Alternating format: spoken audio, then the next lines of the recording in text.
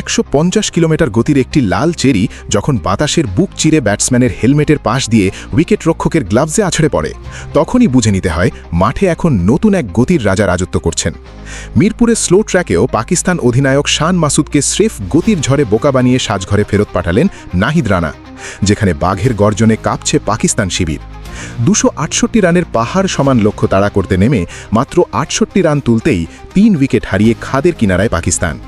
আজ শুধু ক্রিকেট নয়, আজ মিরপুরে লেখা হচ্ছে গতির এক নতুন মহাকাব্য। কিন্তু প্রশ্ন হলো, নাহিদ রানার এই অবিশ্বাস্য স্পেল কি পারবে বাংলাদেশকে ঐতিহাসিক এক জয় এনে দিতে? নাজমুল হোসেন শান্তর বিরল এক রেকর্ডের হাতছানি, তাসকিনের সুইং আর মিরাজের মায়াবী ঘূর্ণি সব মিলিয়ে মিরপুর টেস্ট এখন এক রহস্যময় মোড়ে দাঁড়িয়ে। পাকিস্তানের হার কি নিশ্চিত, নাকি এখান থেকেও কোনো মিরাকেল ঘটিয়ে ফেলবে তারা? ভিডিওর শেষ অংশে আমরা বিশ্লেষণ করব সেই গাণিতিক সমীকরণ যা এই টেস্টের ভাগ্য বদলে দিতে পারে। শেষ মুহূর্ত পর্যন্ত সাথে থাকুন। ম্যাচের প্রেক্ষাপটটা বেশ নাটকীয়। প্রথম ইনিংসে বাংলাদেশ অল আউট হয়েছিল 413 রান তুলে। জবাবে পাকিস্তান সংগ্রহ করে 386 রান, ফলে 27 রানের লিড নিয়ে দ্বিতীয় ইনিংস শুরু করে টাইগাররা। চতুর্থ দিন শেষে বাংলাদেশের সংগ্রহ ছিল 3 উইকেট হারিয়ে 152 রান। আজ পঞ্চম ও শেষ দিনে শান্ত এবং মুশফিকের উপর দায়িত্ব ছিল দ্রুত রান তুলে লিডটাকে ধরাছোঁয়ার বাইরে নিয়ে যাওয়া। নাজমুল হোসেন শান্ত এক প্রান্ত আগড়ে রেখে খেলছিলেন অসাধারণ। প্রথম ইনিংসে 101 রান করার পর দ্বিতীয় ইনিংসেও তিনি সেঞ্চুরির খুব কাছে পৌঁছে গিয়েছিলেন, কিন্তু দলীয় 240 রানে 9 উইকেট হারিয়ে ইনিংস ঘোষণা করে বাংলাদেশ। পাকিস্তানের সামনে লক্ষ্য দাঁড়ায় 268 রান। এখন আসা যাক দিনের আসল বিনোদনে। 268 রানের লক্ষ্যে ব্যাটিং করতে নামা পাকিস্তান শুরু থেকেই বাংলাদেশের পেস আক্রমণে দিশেহারা হয়ে পড়ে।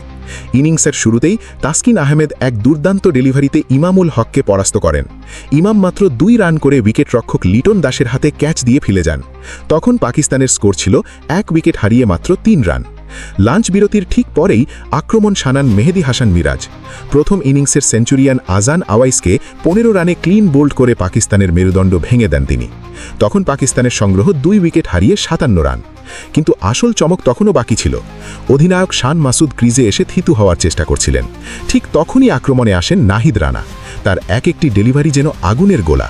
মাসুদের অফ স্ট্যাম্পের বাইরের একটি গতিময় বল ব্যাটের কানায় লেগে জমা হয় লিটনের গ্লাভসে। মাত্র 68 রান তুলতেই 3 উইকেট হারিয়ে বড় সংকটে পড়ে পাকিস্তান। নাহিদ রানার গতি এবং মিরাজের লাইন লেংথ আজ মিরপুরের উইকেটে এক ভীতি জাগানিয়া পরিবেশ তৈরি করেছে। এর আগে বাংলাদেশের ব্যাটিং ইনিংসেও ছিল চরম উত্তেজনা। নাজমুল হোসেন শান্তর সামনে সুযোগ ছিল প্রথম বাংলাদেশি হিসেবে এক টেস্টে 2 ইনিংসেই 3 বার সেঞ্চুরি করার, কিন্তু নোমান আলীর একটি ঘূর্ণি বল রিভার্স সুইপ করতে গিয়ে এলবিডব্লিউ এর শিকার হন তিনি। 150 বলে 87 রান করে আউট হওয়ায় পুরো স্টেডিয়ামে তখন পিন পতন নীরবতা। মাত্র 13 রানের জন্য মিস হল বিরল এক রেকর্ড। মুশফিকুর রহিম 22 রান এবং লিটন দাস 11 রান করে আউট হলেও মিরাজের দ্রুত গতির 24 রান বাংলাদেশকে 267 রানের বড় লিড পাইয়ে দেয়।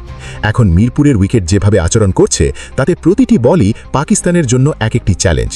তাসকিন, মিরাজ এবং নাহিদ রানার ত্রিমুখী আক্রমণে পাকিস্তান এখন কেবল ড্র নয়, বরং অস্তিত্ব রক্ষার লড়াইয়ে নেমেছে। এই টেস্টের জয় বাংলাদেশের জন্য কেবল একটি জয় নয়, বরং বিশ্ব ক্রিকেটে নিজেদের আধিপত্য বিস্তারের এক নতুন বার্তা। নাহিদ রানার এই গতি যদি বজায় থাকে, তাহলে বিদেশের মাটিতেও বাংলাদেশ হবে অপরাজেয়। কিন্তু আপনাদের কি মনে হয়, পাকিস্তান কি পারবে এই পরিস্থিতি কাটিয়ে উঠে লক্ষ্যমাত্রা পূরণ করতে, নাকি নাহিদ রানার আগুনেই পুড়ে ছাই হয়ে যাবে তাদের জয়ের স্বপ্ন? আপনার মূল্যবান মতামত কমেন্ট বক্সে জানান। ভিডিওটি ভালো লাগলে লাইক দিন এবং ক্রিকেটের সব রোমাঞ্চকর আপডেট পেতে সাবস্ক্রাইব করে আমাদের সাথেই থাকুন। দেখা হচ্ছে পরবর্তী ভিডিওতে। ধন্যবাদ।